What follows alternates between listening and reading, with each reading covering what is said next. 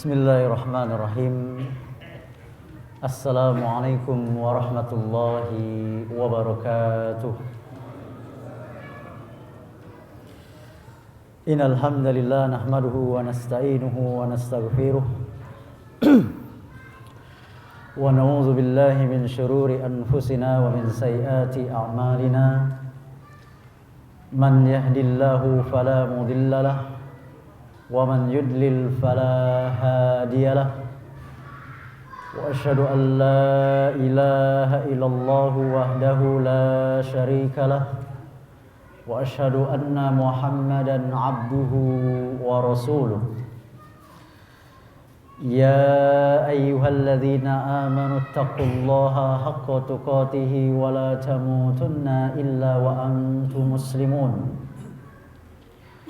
Wahai orang-orang yang beriman, bertakwalah kalian kepada Allah dengan sebenar-benar takwa, dan janganlah kalian mati kecuali dalam keadaan beriman, dalam keadaan beragama Islam.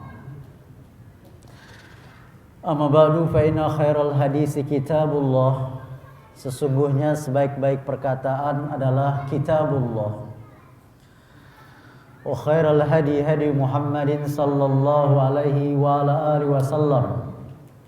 Dan sebaik-baik petunjuk adalah petunjuk Nabi kita Muhammad sallallahu alaihi wa ala alihi wasallam. Ini kita kenal dengan al-hadis atau as-sunnah. Wa syarrul umuri muhdatsatuha. Dan seburuk-buruk perkara lah perkara yang baru dalam agama. Wa kullu muhdatsatin bid'ah. Dan setiap perkara yang baru dalam agama Nabi kita yang mulia katakan sebagai bid'ah. Wa kullu bid'atin dolalah. Dan setiap bid'ah adalah sesat. Wa kullu dolalatin finnar. Dan setiap kesesatan tempatnya di neraka. Ayo ikhwah azakumullah. Pertama-tama senantiasa kita bersyukur pada Allah tabaraka wa taala yang sampai hari ini terus-menerus memberikan kepada kita berbagai macam kenikmatan, terutama nikmat iman, nikmat Islam, dan nikmat sehat. Lebih khusus lagi nikmat keamanan, ketentraman, kenyamanan, dan keselamatan, juga keberkahan pada negeri kita Indonesia ini dibandingkan negeri-negeri kaum muslimin yang lainnya yang tentunya mendapatkan musibah yang sangat besar.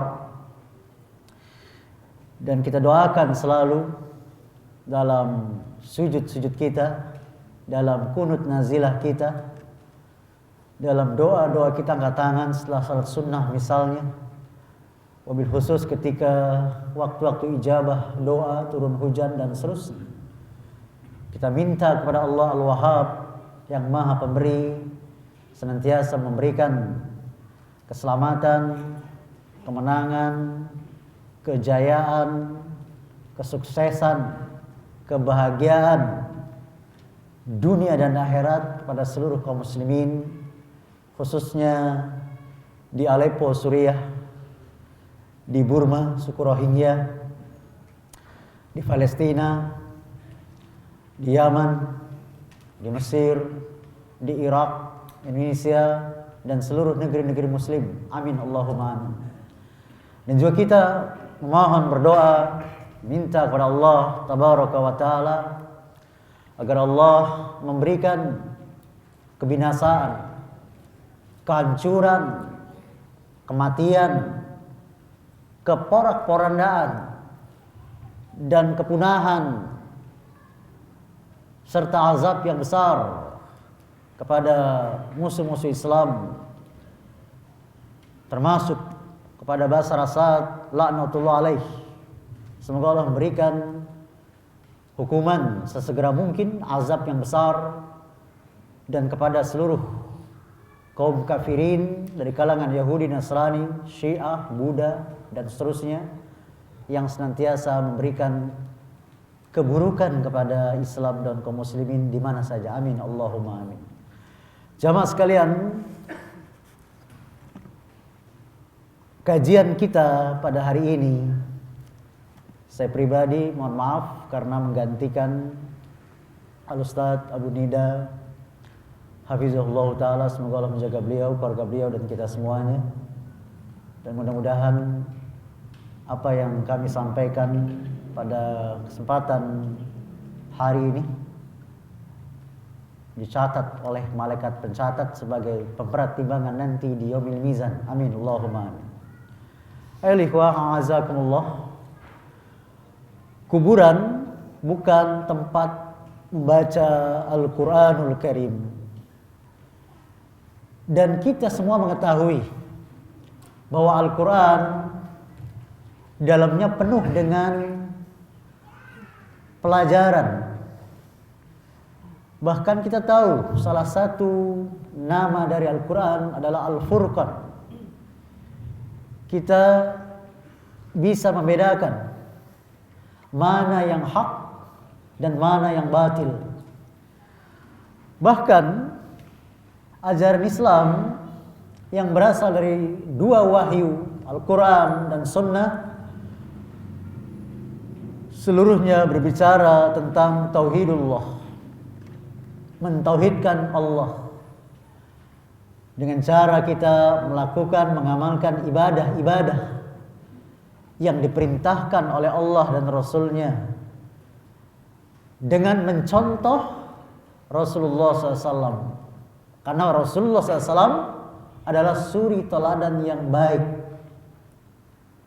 Sebagaimana Allah Subhanahu wa taala berfirman dalam surat Al-Ahzab surat 33-21, "Laqad kana lakum fi Rasulillahi uswatun hasanah."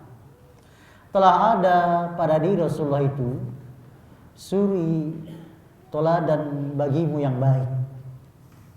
Oleh karenanya jamaah sekalian, sebagian besar saudara-saudara kita ketika berziarah kubur ini baru sebagiannya itu yang saya maksud bermodalkan niat baik atau semangat yang tinggi untuk berziarah kubur, dan ini bagus sekali, kita apresiasi, kita acungin jempol, luar biasa.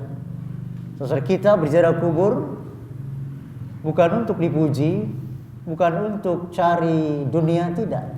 Dia cari pahala, datang ke sana.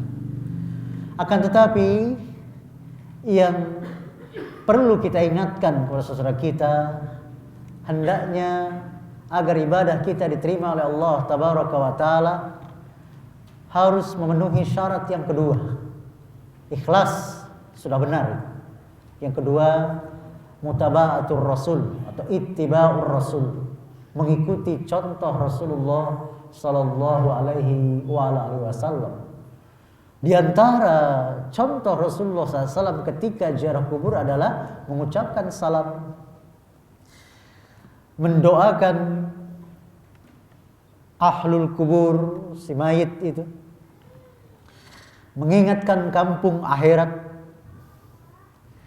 dan memohonkan, mengharapkan ganjaran pahala dari Allah dari mengamalkan ziarah kubur itu.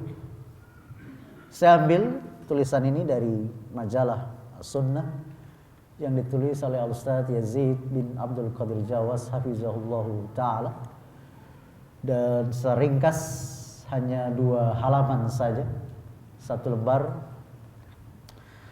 Beliau membawakan hafizahullahu ta'ala hadis yang didengar langsung oleh Abu Hurairah radhiyallahu anhu dari Nabi SAW. An Abi Hurairah radhiyallahu anhu, dari Abu Hurairah, semoga Allah meridhoinya, anna Rasulullah sallallahu alaihi wasallam qala, Rasulullah SAW bersabda, "La taz'alu buyutakum maqabir." Janganlah kalian jadikan rumah-rumah kalian sebagai atau seperti kuburan. Inna syaitana yanfiru minal baitil ladzi tuqra'u fihi suratul Baqarah. Karena sesungguhnya syaitan akan lari dari rumah yang dibaca surat Al-Baqarah di dalam rumah tersebut. Hadis ini diriwayatkan oleh Imam Muslim dan Al-Imam Tirmidzi dan lain-lain para imam dalam Sahih Muslim nomor hadis 780, dalam Sunan Tirmidzi nomor hadis 2877, dan Imam Tirmidzi mensahihkannya hadis tersebut. Mu'allif Al-Ustaz Yazid bin Abdul Qadir Jawas hafizahullah ta'ala berkata, hadis ini dengan sangat gamblang menerangkan bahwa kuburan menurut syariat Islam bukanlah tempat untuk membaca Al-Quran. Syariat Islam melarang keras menjadikan rumah seperti kuburan. Kita dianjurkan untuk membaca Al-Quran dan melakukan salat-salat sunnah di rumah. Ya, seperti sabda Nabi tadi, setan akan lari di dalam rumah yang dibacakan Al-Quran, Al-Baqarah. Mayoritas atau jumhur ulama sunnah, ulama salaf, seperti dari 4 imam madhab, Imam Abu Hanifah misalnya, Imam Malik rahimahumullahu ta'ala, dan imam-imam lainnya melarang membaca Al-Quran di kuburan. Imam Ahmad bin Hanbal rahimahullahu ta'ala berpendapat bahwa membaca Al-Quran di kuburan tidak diperbolehkan. Imam Ahmad, jamaah sekalian, gurunya Imam siapa?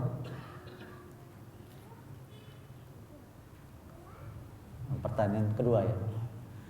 Atau Imam Ahmad ini muridnya Imam siapa? Hah? Bisik-bisik. Imam Ahmad bin Hanbal rahimahullah ta'ala yang terkenal dengan madhab Hambali adalah murid dari Al-Imam Muhammad bin Idris Asy-Syafi'i, Imam Syafi'i, dan guru dari Al-Imam penulis kitab hadis terkenal ya, Bukhari dan Muslim. Itu keduanya murid dari Imam Ahmad. Tapi Imam Muslim juga muridnya Imam Bukhari rahimahullahu ta'ala. Pendapat ini dibawakan oleh Imam Abu Daud, karena Imam Abu Daud juga murid dari Imam Ahmad rahimahullah dalam kitab Masail Imam Ahmad. Imam Abu Daud rahimahullah mengatakan, aku mendengar Imam Ahmad rahimahullah ketika beliau ditanya tentang membaca Al-Quran di kuburan. Beliau menjawab, tidak boleh. Ini persaksian langsung Al-Imam Abu Daud rahimahullah yang langsung berguru kepada Imam siapa tadi? Ahmad bin Hanbal rahimahullah ta'ala. Syekhul Islam Ibnu Taimiyah rahimahullah ta'ala. Syekhul Islam Ibnu Taimiyah, saya tanya jamaah sekalian, gurunya siapa? Rata-rata murid beliau menjadi ulama-ulama besar bidang tafsir, akidah, fikih, sirah. Siapa? Gurunya imam-imam siapa? Penulis kitab tafsir terkenal Ibnu Katsir. Ini gurunya Ibnu Katsir. Siapa lagi? Al-Imam Ibnu Qayyim Al-Jauziyah rahimahullah ta'ala. Siapa lagi? Al-Imam Az-Zahabi dan lain-lain, banyak sekali murid-murid beliau rahimahullah ta'ala menjadi ulama. Berkata dari Imam Syafi'i rahimahullah sendiri tidak ada perkataan tentang masalah ini, karena hal itu yakni baca Al-Quran di kuburan menurut beliau adalah sesuatu yang tidak sunnah alias bid'ah. Imam Malik rahimahullah ta'ala berkata, tidak aku dapati seorang sahabat pun juga tabi'in yang melakukan hal itu. Ini kata Imam siapa tadi? Malik. Imam Malik tadi gurunya Imam siapa, Pak? Belum disebut tadi ya. Gurunya Imam Syafi'i. Imam Malik muridnya Imam Hanafi. Gitu ya. Yang perkataannya banyak terkenal, yang ketika berada di hadapan kuburan Nabi yang mulia Muhammad SAW, beliau berkata apa? Setiap orang perkataannya bisa benar, bisa salah, bisa diterima, bisa ditolak, kecuali yang ada dalam kuburan ini. Siapa? Nabi yang mulia Muhammad Sallallahu Alaihi Wasallam. Juga perkataan yang sangat masyhur dari Imam Malik ketika membawakan firman Allah, al-yawma akmaltu lakum dinakum wa atmamtu 'alaikum ni'mati wa raditu lakumul Islam madina. Apa kata Imam Malik? Barang siapa yang berbuat bid'ah di dalam ibadah, di dalam agama, lalu dia menganggap bid'ah itu bid'ah yang baik, bid'ah hasanah, maka sungguh dia telah menuduh Nabi telah mengkhianati risalah, seolah-olah ada yang disembunyikan. Karena Allah telah berfirman, al-yawma akmaltu lakum dinakum wa atmamtu 'alaikum ni'mati wa raditu lakumul Islam madina. Pada hari ini telah kusempurnakan Islam menjadi agama bagi kamu, dan telah kucukupkan nikmatku untuk kamu, dan telah kuridhoi Islam menjadi agama bagi kamu. Surat Al-Maidah ayat ke-3. Lihat, Imam Malik. Beliau tidak pernah melihat sahabat tabi'in pun melakukan hal itu, yaitu membaca Al-Quran di kuburan.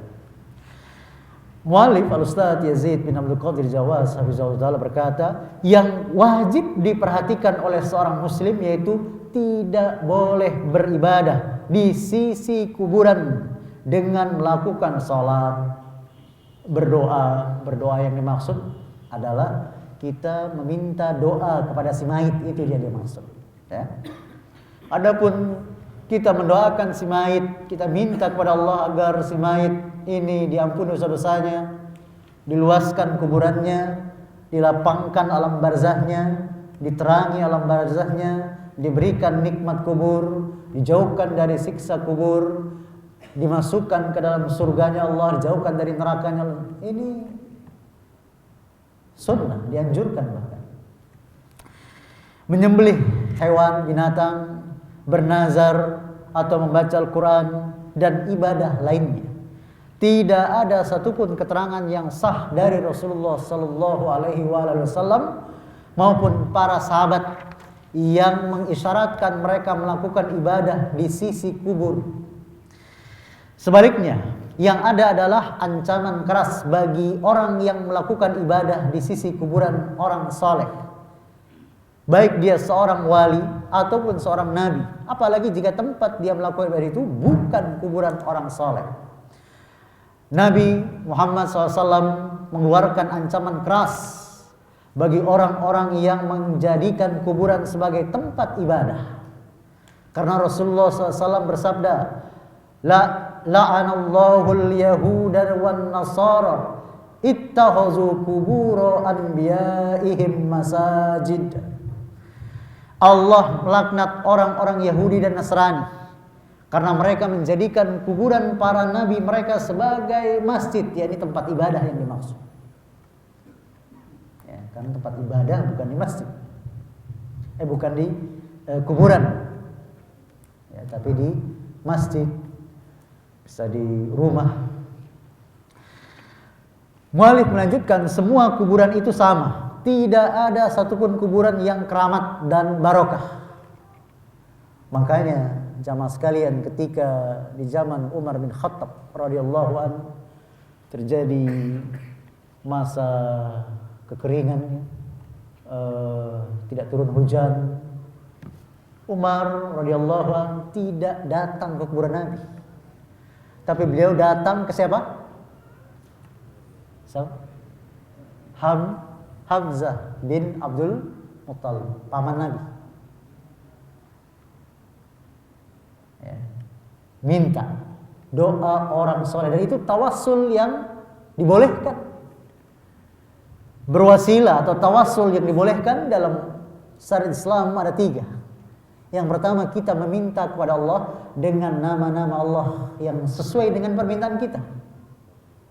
Contoh, kita minta rizki, sebut Allah Ar-Razzaq. Kita minta sehat, Ya Syafi, Maha Penyembuh. Yang kedua, kita bertawassul dengan amal soleh yang paling ikhlas yang pernah kita lakukan. Ya, kisahnya sudah sangat masyhur sekali. 3 orang yang terperangkap dalam gua itu.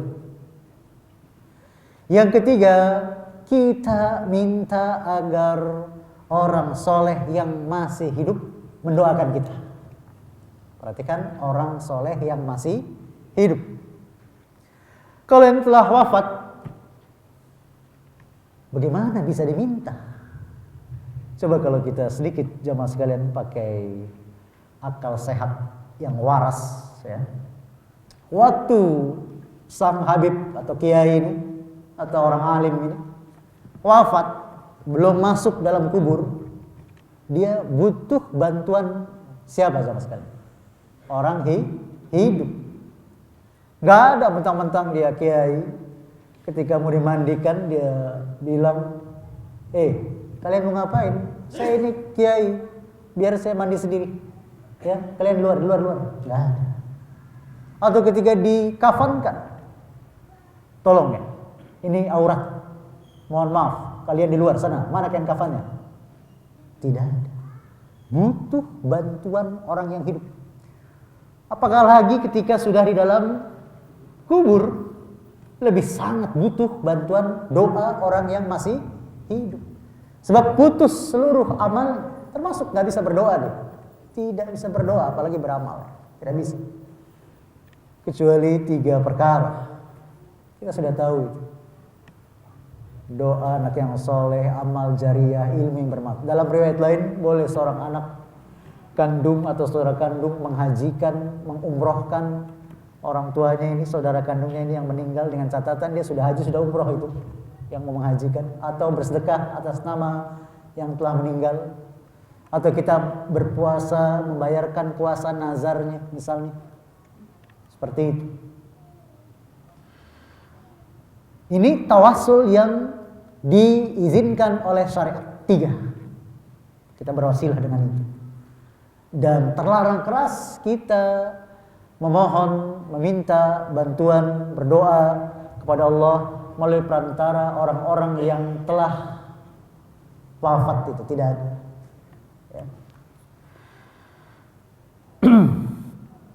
Dari sini kita ketahui bahwa orang yang sengaja mendatangi kuburan tertentu untuk mencari karomah dan barokah, berarti dia telah jatuh dalam perbuatan bid'ah atau syirik.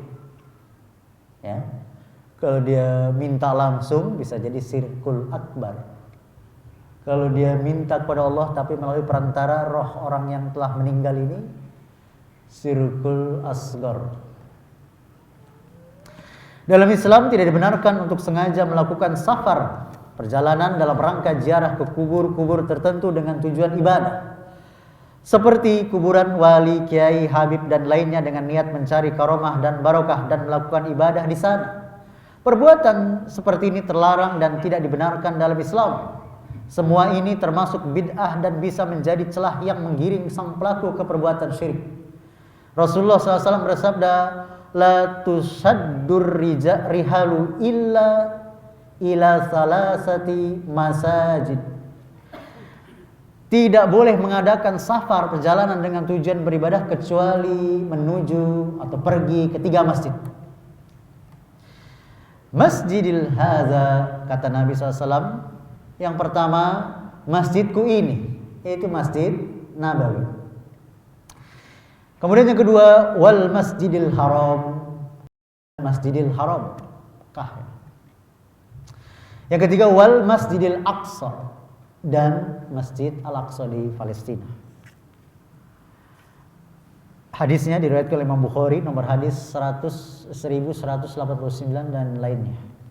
Adapun adab ziarah kubur, ketika kita ziarah kubur, apa yang kita lakukan, bagaimana yang Nabi contohkan dan para sahabat amalkan. Kaum muslimin dianjurkan ziarah ke pemakaman kaum muslimin dengan mengucapkan salam dan mendoakan agar dosa-dosa mereka diampuni dan diberikan rahmat oleh Allah Azza wa Jalla.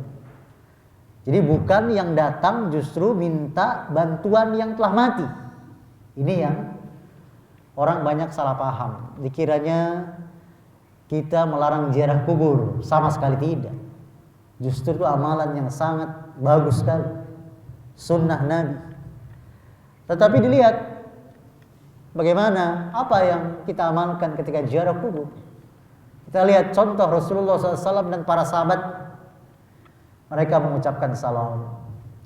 Dan jamaah sekalian, kalau kuburan itu kan ada dua jalan. Ada jalan yang aspal untuk motor mobil, biasanya begitu ya. Ada jalan setapak antar kubur yang tanah itu. Nabi SAW kalau datang ke perkuburan, di antara jalan setapak itu Nabi melepas kasutnya, melepas sandalnya. Dan ini hukumnya sunnah, ya, hukumnya sunnah. Sebagian ulama mengatakan sunnah muakkadah. Dipakai sandalnya pun tidak berdosa, tidak.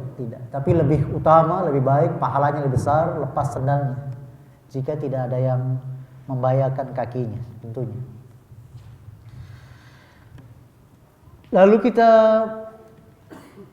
doakan, angkat tangan setentang sejajar dengan kedua bahu, lalu kita menghadap kiblat seperti itu, menghadap kiblat. Ya, sekurang-kurangnya kita mendoakan kalau jenazahnya laki-laki, Allahumma ghfir lahu, Allahumma sabithu, berulang-ulang.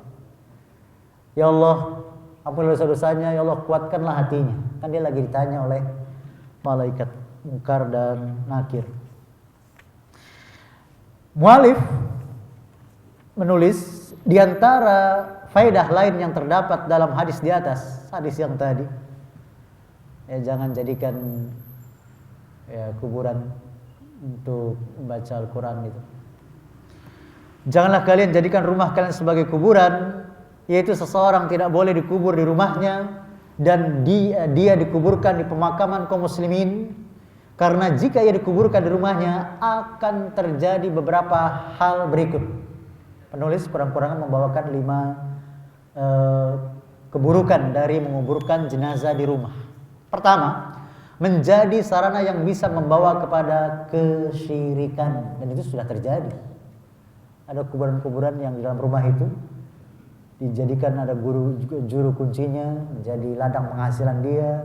Orang minta jodoh, minta kerjaan, sehat, panjang umur, dan seterusnya. Yang kedua, rumah itu berpeluang untuk diagungkan, atau bahasa kitanya apa? Dikeramatkan, begitu. Yang ketiga, terhalang dari doa kaum muslimin yang mendoakan ampunan kepada orang-orang muslim yang sudah meninggal ketika mereka ziarah kubur. Kan lafaz doa ziarah kubur itu kan umum untuk semua penghuni kubur. Ya. Yang keempat, akan menyusahkan ahli waris, membuat mereka bosan dan tidak senang. Ya. Dan jika mereka ingin menjual rumah tersebut, maka tidak ada harganya, alias dijual murah karena ada kuburannya. Jangankan yang karena ada kuburannya ya jamaah sekalian ya. Diisukan waktu itu ada yang bunuh diri, rohnya gentayangan. Itu sangat murah sekali. Jadi kalau beli rumah yang begitu ya, jadi drastis turun harganya. Waliyazubillah. Yang terakhir, dan akan terjadi juga di sisi kuburan tersebut, hiruk pikuk, senda gurau, hal yang tidak bermanfaat dan perbuatan-perbuatan yang haram yang bertentangan dengan syariat, padahal Rasulullah SAW bersabda, berziarah kuburlah karena itu akan membuatmu mengingat kampung akhirat. Kita mengingat bahwa diri kita akan mati seperti itu, bahwa kita akan menghadapi sakaratul maut, kita akan menghadapi malaikat mungkar nakir, kita nggak tahu apa kita akan mendapatkan azab kubur atau nikmat kubur. Semoga Allah Al-Wahhab memberikan kepada kita, kedua orang tua kita, seluruh kaum muslimin yang hadir dan yang tidak hadir di sini, dijauhkan dari siksa kubur, diberikan nikmat kubur, dijauhkan dari siksa api neraka, dimasukkan ke dalam surga-Nya Allah. Amin, Allahumma amin. Barangkali itu jamaah sekalian yang bisa kita sampaikan mengenai pembahasan kuburan bukan tempat membaca Al-Quran. Akan tetapi saya mengingatkan kita semuanya, bagi yang ingin menambah referensi perpustakaan di rumahnya, ada buku bagus sekali yang ditulis oleh ulama besar abad ini yang lahir di Albania, Eropa Timur, wafat di Yordania pada bulan Agustus tahun 1999, lahir 1914 Masehi. Beliau adalah Syekh Muhammad Nasiruddin Al-Albani rahimahullahu taala. Semoga Allah merahmati beliau. Menulis banyak kitab, diantaranya Ahkamul Janais wa Bid'ah, ya, hukum-hukum seputar jenazah dan bid'ah-bid'ah di dalamnya. Buku itu sudah terjemah. Dan kebiasaan beliau ketika menulis sebuah kitab, misalnya sifat sholat Nabi SAW, minat takbir ila taslim ka'annaha taraha, beliau menulis dua versi. Versi yang ringkas satu buku, dan versi yang tebal atau berjilid-jilid. Versi yang ringkas yang satu buku biasanya untuk orang-orang yang sibuk, orang-orang yang mungkin malas baca begitu ya, sehingga beliau perlu meringkas itu. Dan versi yang tebal untuk para pengajar, para ustadz ya, para ahli ilmu yang ingin lebih rinci. Nah, yang saya maksud seperti ini. Ini yang rincinya. Ya. Ini sudah cetak ulang. Tapi tentu dengan diterjemahkan judulnya tidak sesuai dengan judul aslinya. Biar ringkas saja. Fikih jenazah menurut Al-Quran dan As-Sunnah, penerbit pustaka Imam Syafi'i. Silakan. Dan ringkasnya yang saya maksud seperti ini. Ini yang sudah terjemah. Ya, panduan praktis hukum jenazah, bagus sekali, sangat bagus sekali bagi kita yang ingin mengetahui secara rinci seputar hukum jenazah, agar kita bisa mengamalkannya sehingga kita bisa menebarkan sunnah-sunnah Nabi dan mendapatkan pahala dari Allah Tabaraka wa Ta'ala. Barangkali jamaah mungkin ada yang menyampaikan sesuatu, silahkan kalau ada. Kalau tidak ada, alhamdulillah. Yang belakang dulu ya, duluan. Beda setengah detik tadi. Waalaikumsalam warahmatullahi wabarakatuh. Ini berdasarkan hadis yang sama ini kan ada di lingkungan saya khususnya dengan dalil ini, ketika menempati rumah baru kemudian memanggil tetangga, mengundang tetangga membaca surat Al-Baqarah bersama-sama dengan dasar dalilnya, maka itu dibenarkan. Baik. Namanya siapa Pak? Hamzah. Hamzah, tinggal di mana Pak Hamzah? Sawit. Oh, ya, tetangga kita ya. Yang kedua dulu, silakan. Tadi kan disebutkan tidak melakukan safar kecuali ketika masjid. Dalam rangka ibadah. Ya. Ya. Kalau saya dari Blok M sini untuk menghadiri kajian ini. Begitu dari safar juga. Baik. Iya. Yang ketiga ada? Silakan Pak. Waalaikumsalam warahmatullahi wabarakatuh.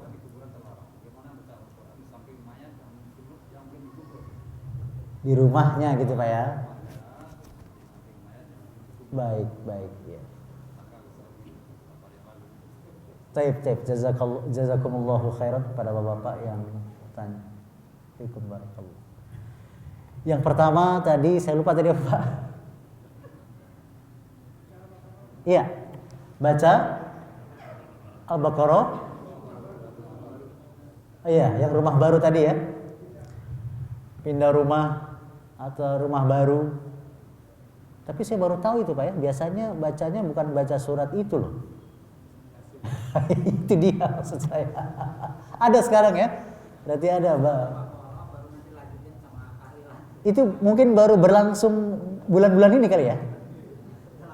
Oh, udah lama itu Pak ya. Daerah mana Pak? Mana itu? Oh, ada Duren Sawit juga ya. Iya, tetap kita lihat bagaimana praktek Nabi dan para sahabat ketika pindah rumah atau menempati rumah baru. Tidak kita temukan dari penelitian pembahasan para ulama yang menganjurkan hal yang ditanyakan itu, yaitu pindah rumah baru atau menempati rumah baru dibacakan rame-rame surat Al-Baqarah. Tidak. Dan kalau dibaca rame-rame, maka ini butuh dalil. Sebab hukum asal ibadah apa Pak? Adalah terlarang, tidak boleh diamalkan, haram dikerjakan sampai ada dalil baik dari Al-Quran dan Sunnah yang mencontohkan, memerintahkannya. Sebaliknya, kalau hukum asal keduniaan atau muamalat, itu hukum asalnya boleh, halal, sampai ada dalil yang melarangnya, baik dari Al-Quran dan Sunnah. Tidak ada satupun, bahkan amal dari imam 4 madhab atau khulafa rasyidin yang mengamalkan hal yang demikian.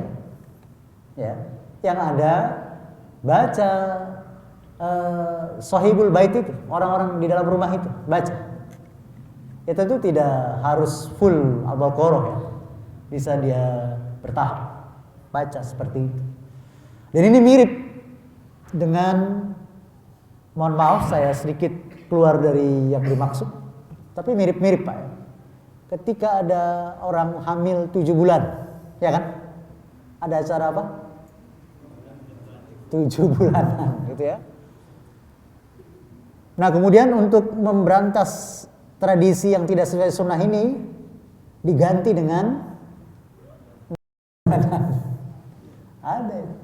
Kita pernah tanya, ada beberapa yang mengadakan ini, kenapa acara 4 bulanan? Ya kan ini saatnya ditiupkan ruh, jadi harus diselamatin dan seterusnya begitu.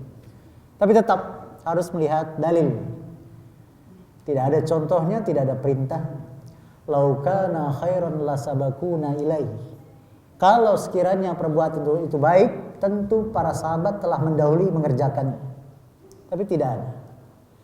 Maka tetap orang rumah itu saja yang membaca, yang tinggal di situ baca surat Al-Baqarah. Juga ada yang berlebihan ditempel ayat kursi depan pintunya, katanya biar dibaca setan, setannya nggak jadi masuk. Orang-orang dulu begitu ya. Wallahu a'lam. Yang kedua tadi apa Pak? Iya. Apakah kalau Bapak melakukan perjalanan dari Pondok Bambu gitu ya ke Blok M, hadiri kajian itu, apakah juga terlarang? Tidak. Tidak safar itu. Karena masih wilayah Jakarta. Safar itu kan Pak, jamaah sekalian, pertama dari niat. Dia musafir niatnya, bukan mukim. Kan dia di Blok M itu nggak mau tinggal sampai mati selama di situ, enggak kan? Ya, ini safar ya. Kedua, di luar kota, walaupun dekat, luar kota. Ketiga, membawa perbekalan, walaupun perbekalannya beli di tempat tujuan. Tempat tidak rutinitas. Maka kalau ada jamaah rumah di Jakarta, kerja di Bogor, tiap hari pulang balik, tidak perlu lagi dikosor sholatnya. Karena bukan musafir lagi, karena sudah rutinitas. Ya, jadi tidak termasuk itu.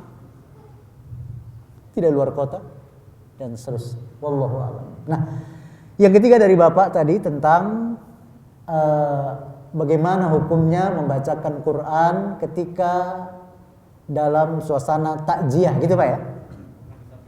Iya kan? Iya. Lagi takziah itu kita biasa duduk di samping mayat gitu ya. Lalu dibacakan Quran, apa hukumnya? Ini juga tidak ada perintah dari Nabi SAW. Karena perintah Nabi SAW yang ada sebelum mati. Ketika dia sakaratul maut, ditalkin, diajarkan. Bukan hanya sekedar dibacakan, tapi biar dia mengucapkan, diajarkan. Dengan kalimat apa Pak? La ilaha illallah. Ketika hampir mati. Tapi ingat jamaah sekalian, kita jangan suuzon kalau ada orang Islam nggak sempat baca la ilaha illallah, ya. Kenapa? Karena jalan-jalan kebaikan dalam Islam banyak. Untuk menggapai husnul khotimah itu banyak, puluhan dalil. Ya, contohnya meninggal karena sakit perut, karena paru-paru, karena TBC, karena tenggelam, karena sedang ibadah, karena tertimpa bangunan, kena kusta, banyak jalan menuju Mekah, menuju Madinah Pak ya, bukan menuju Roma. Nah, karena tidak ada contoh dari Rasulullah SAW, para khulafaur rasyidin, al-mahdiyin, bahkan 4 imam mazhab yang sangat kita cintai itu, maka tidak kita amalkan. Terus apa yang kita amalkan ketika kita takziah? Begitu Pak ya. Misalnya kita orang tamu, temannya, bukan keluarganya. Ini banyak sekali ya faedahnya di sini, bisa dilihat nanti. Di antaranya kita menemui keluarga mayit itu agar bersabar, agar mengharapkan ganjaran pahala dari musibah ini. Ya kita ucapkan innalillahi wa inna ilaihi raji'un. Ya semoga juga mendapat ganti yang lebih baik dari musibah ini dan seterusnya. Lalu kita bicara yang baik-baik. Sebab setiap perkataan ketika kita takziah itu malaikat mengaminkannya. Lihat berapa banyak seorang nenek, kakek ketika cucunya meninggal dia bilang apa? Ya Allah, kenapa harus cucu aku? Kenapa enggak aku sudah tua ini yang mati saja? Malaikat yang hadir, amin. Gak lama kakeknya, neneknya meninggal Pak. Aminnya malaikat, dahsyat itu. Dan ketika kita berada di situ juga, usahakan kalau kita laki-laki, jenazah laki-laki, kita buka wajahnya. Ya Pak ya? Ngapain?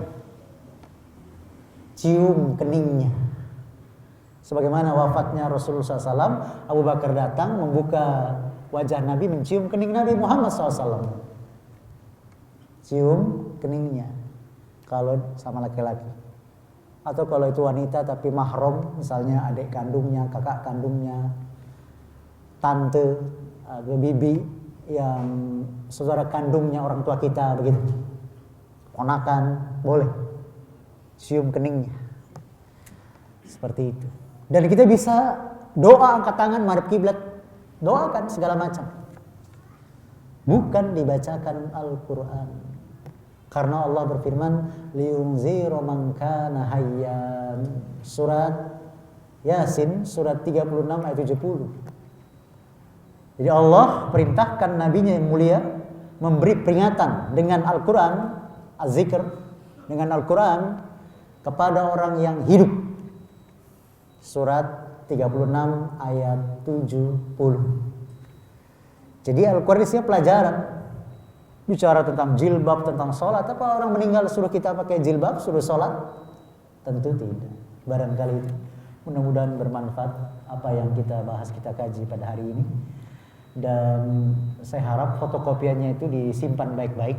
Karena mudah-mudahan bermanfaat untuk kita semuanya. Yang benar datangnya dari Allah, yang salah dari pribadi saya dan syaitan tentunya. Satu lagi.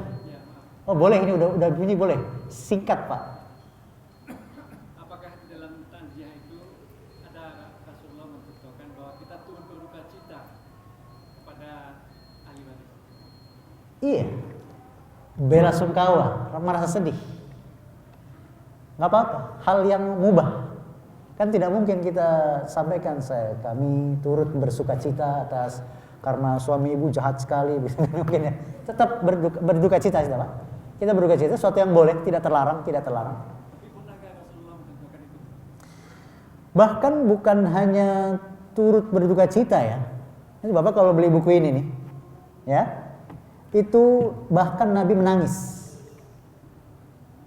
Bicara turut berduka cita dengan menangis, besaran mana? Nangis ya, jelas ya. Saran sampai menangis ketika anak beliau masih kecil Ibrahim wafat dan beberapa sahabat wafat. Ya, saya berharap kita semua lengkapi perpustakaan kita dengan kitab ini, bagus sekali. Nanti Bapak lihat dalilnya di situ.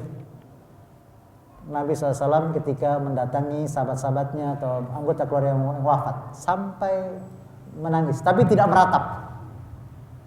Barangkali itu. Subhanakallahumma wa bihamdika asyhadu an la ilaha illa anta astaghfiruka wa atubu ilaik. Assalamualaikum warahmatullahi wabarakatuh.